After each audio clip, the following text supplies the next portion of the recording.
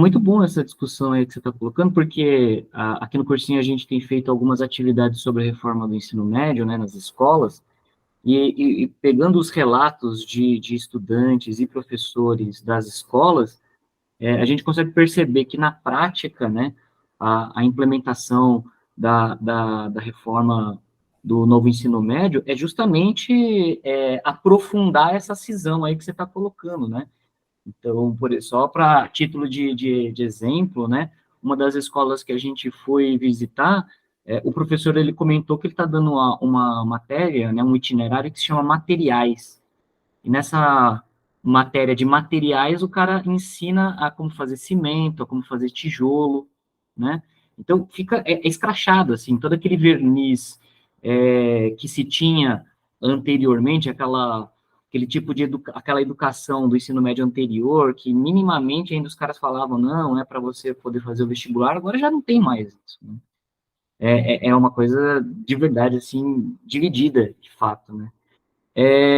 Mas e como é que o Ferrer ele chega nessa história aí? Como é que ele recebe? Quem é o Ferrer? E como que ele recebe toda essa bagagem aí produzida pelo movimento operário, pelo movimento anarquista em relação ao tema da educação? Sim. É, assim, acho que a primeira coisa que eu vou tratar aqui para entender quem é o Ferrer e a atualidade do pensamento dele, a importância da leitura do livro, né, da escola moderna, onde ele relata de fato, relata não só o seu pensamento, sua proposta pedagógica, educativa, sua visão política, mas também a experiência em si, né? Isso também é muito diferente, né? Acaba sendo uma questão diferente de outros educadores que teorizam muito e Uhum. que praticaram um pouco, né? Ou então alguns que colocaram em prática, mas acabaram não escrevendo, não sistematizando. Ele acabou fazendo isso nesse livro. Então, para entender a importância do Ferrer, da figura do Ferrer na educação e na pedagogia, né? Eu vou começar pelo final. Vou começar contando o final do filme, que é aquela coisa sempre assim, né? O mocinho vence no final, o bandido morre e tal. Não. Aqui, o final é o seguinte: o mocinho morre no final, né? A questão é a importância do Ferrer está colocada no sentido em que ele foi um professor, um educador, fundador de uma escola que foi assassinado, executado pelo Estado espanhol em 13 de outubro de 1909. Esse é um caso, é, é, digamos assim, depois não tão raro, né? Depois da morte do Ferrer, não é tão raro. Mas é tão explícita a vinculação do processo, da perseguição que o Ferrer sofreu, até ele ser julgado por um tribunal militar sumário à morte, é tão explícita a vinculação dessa perseguição com a escola moderna, com a atuação, com a perspectiva anarquista, a perspectiva anticlerical, ateia, no caso, né, até mais do que anticlerical, ateísta, de educação, de uma educação científica, da vinculação dele com o movimento operário, com os movimentos mais progressistas da época, né? Que só isso já seria o suficiente para causar o interesse e a necessidade de se estudar uma figura como ele, um, um, um educador, um professor que foi assassinado pelas suas ideias, né? Então, começando por aí, já contando o final da história, né? Que ele morreu, então logo ele morreu em 1909, justamente por ser por ter fundado a escola moderna e ter se vinculado ao movimento de renovação pedagógica na Europa toda e inclusive com o movimento anarquista. O Ferrer nasceu em 1859, né? Então ele de certa maneira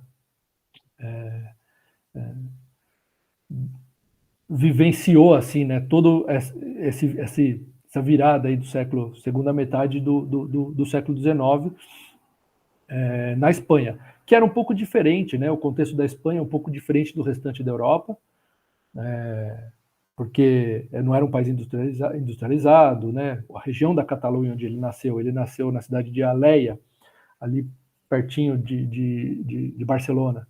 Mas a região da Catalunha era um pouco mais industrializada ao longo desse período, mas a Espanha em si não, né? E a Espanha era é ainda, né, um estado muito conservador, muito retrógrado, a igreja tem muito poder, é uma monarquia até hoje, né?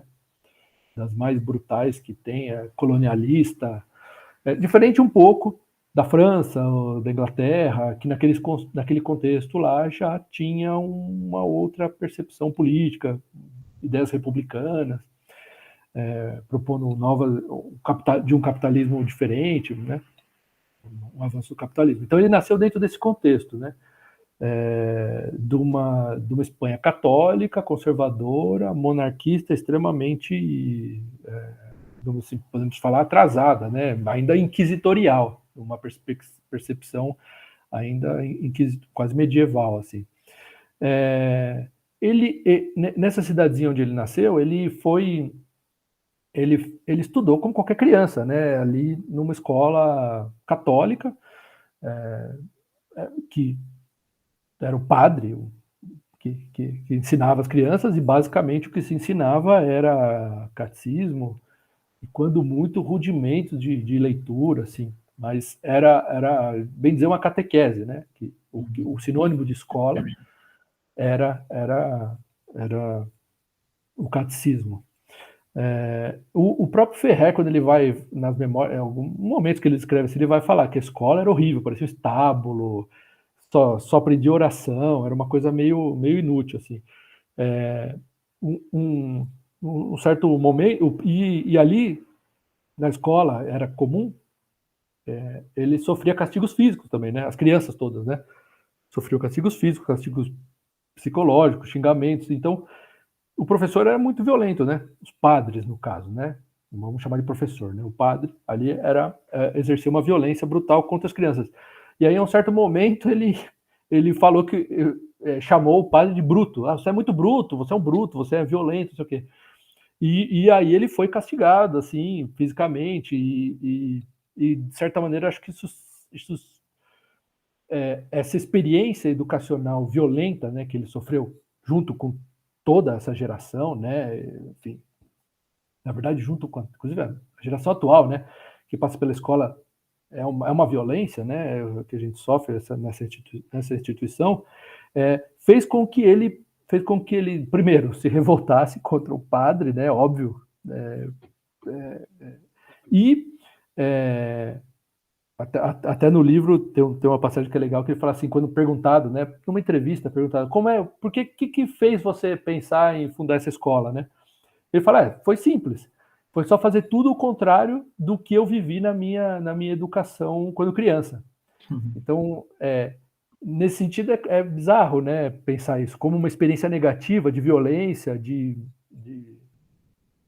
pode levar, pode, por um lado, levar a submissão e a resignação, e a traumas, né? Eu imagino que talvez ele tenha mantido esse trauma, porque ele era muito virulento, odiava muito a igreja, assim, os padres e tal, não sem razão, né?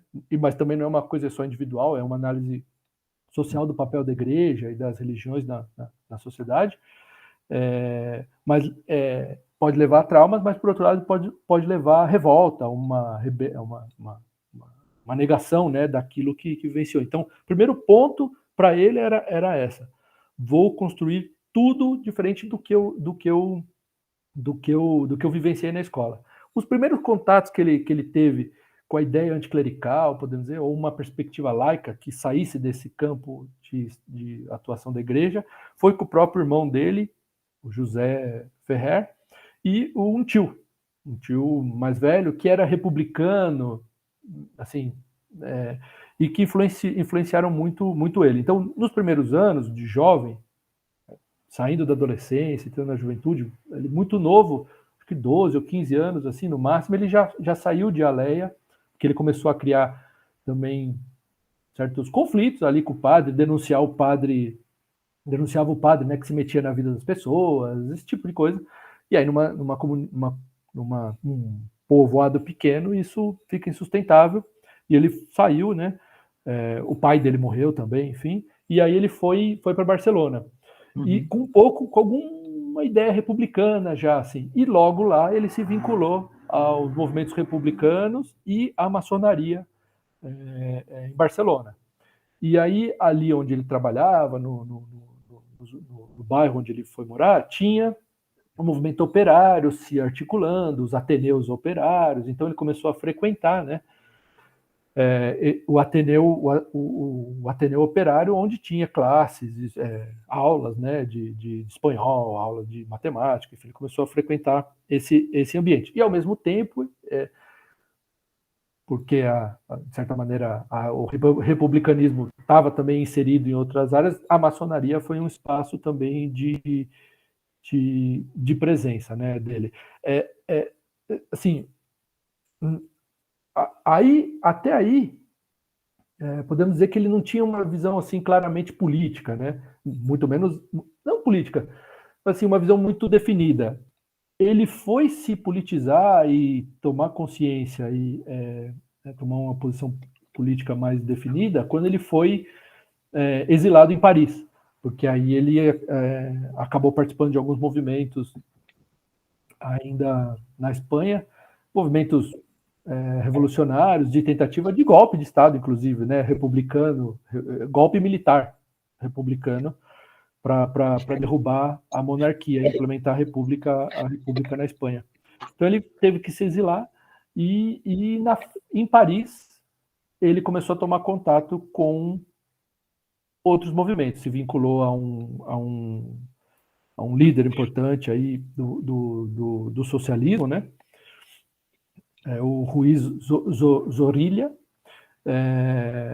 foi secretário dele, ele atuava também, ele começou a trabalhar nos trens, né? Começou a trabalhar como na linha de trem que ligava Paris, Espanha, França, e ele levava material, levava jornais clandestinamente.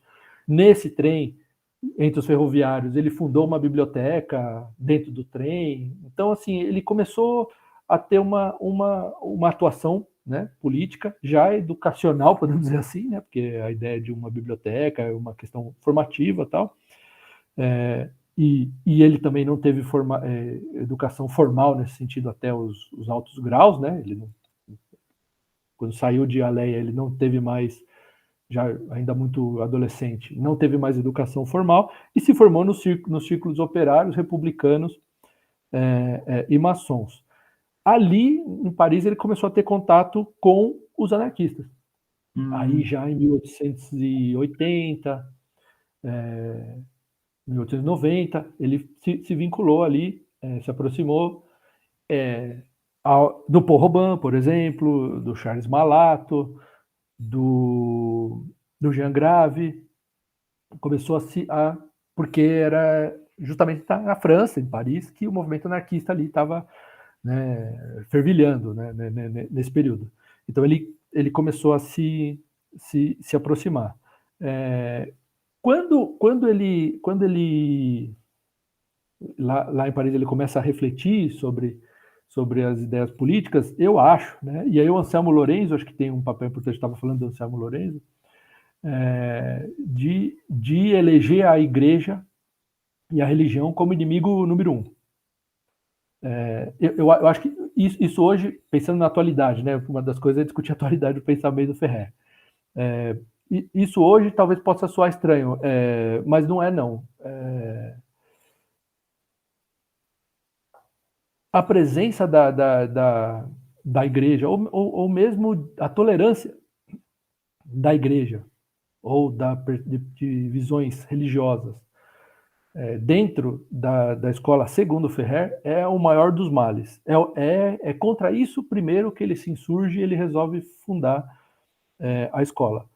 E fundar uma escola científica, racional, no sentido de se opor ao dogma da igreja. E aí, ao dogma da religião, né? E aí a vinculação, eu vejo, entre o Ferrer e o Bakunin. Eles não se conheceram, claro, né? O Bakunin morreu antes, mas o Bakunin, quando em vida, enviou para a Espanha o Fanelli, né, que é um anarquista italiano, que foi para a Espanha articular as células da Internacional, da Associação Internacional dos Trabalhadores, aquela, né, que eu falei que tinha os operários reunidos discutindo inclusive educação e outros temas. E aí o Fanelli travou contato com o Anselmo Lorenzo, e o Anselmo Lorenzo foi o principal articulador da Internacional na Espanha. Então quando o Ferrer conhece o Anselmo Lorenzo já era um velho militante, já era um veterano do anarquismo, do movimento operário, era maçom, enfim. E aí eu acho que através do Anselmo Lorenzo, as ideias do Bakunin vão sendo... chega até o Ferrer, porque muito do que o Ferrer... Ele não cita, né, diretamente o Bakunin, mas dos escritos, no livro ele não cita, né, depois em alguns artigos que ele publicou no jornal Sindicalista Revolucionário que ele tinha, né, que ele ajudou a fundar, La Huelga General, ele cita, né, Deus e o Estado e tal. Então, eu vejo muita proximidade do pensamento, continuidade do pensamento do Bakunin, nessa ideia de Deus e o Estado, que está no livro Deus e o Estado do Bakunin, no pensamento do Ferrer, colocado em prática na escola moderna. Qual é uma das ideias centrais do Bakunin? E aqui o Ferrer retoma todo momento no texto, para se contrapor à igreja, à religião, né? Inclusive a figura de Deus.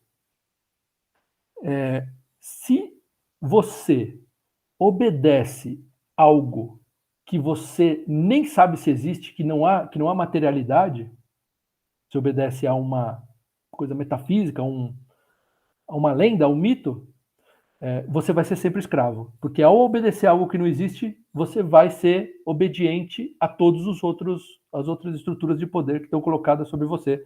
E aí, que segundo o Bakunin está o papel, o Estado. Então o Estado o Estado não existe sem a ideia de Deus.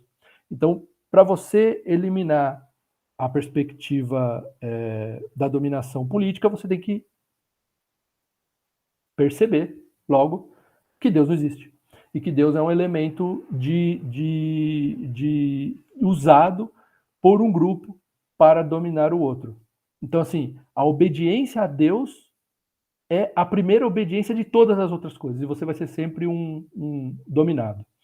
Essa ideia do Bakunin está contida a todo momento dentro do livro do Ferrer e na proposta educativa dele. Por quê? Quando ele contrapõe uma educação racional, e é assim que ele chama a escola moderna, ele fala que talvez nem devia chamar escola moderna, devia chamar escola racionalista, ou escola racional e científica, né? Esse é o termo que ele usa. A ideia é se contrapor, é acabar com essa mistificação, com esse mito, eliminar essa obediência, essa figura, né, de Deus, de algo superior, determinando as coisas, pela explicação racional, eliminar isso da cabeça das crianças e eliminar isso da sociedade. Então, assim, por isso que o Ferrer não... o livro é muito claro, ele fala, a gente não quer uma educação laica, não quer uma educação anticlerical. No final das contas, ele propõe uma educação ateia. Uhum.